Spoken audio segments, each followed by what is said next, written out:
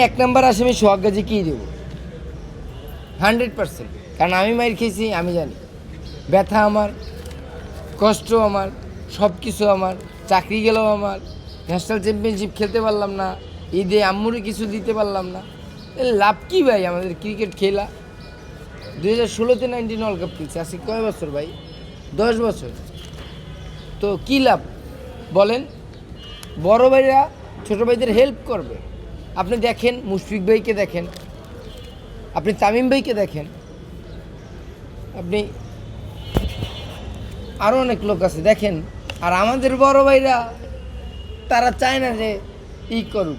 সে যে national championship খেলতে গেছে 10 ওভারে 80 রান দিছে, আমার তো মনে হয় না আমি জীবনে 10 ওভারে 80 রান দিছি। আপনি দেখেন তো আমি ফার্স্ট ডিভিশনে 30, 35 বা 20, 25, 17 এর বেশি রান দিই নেই ফার্স্ট ডিভিশনে।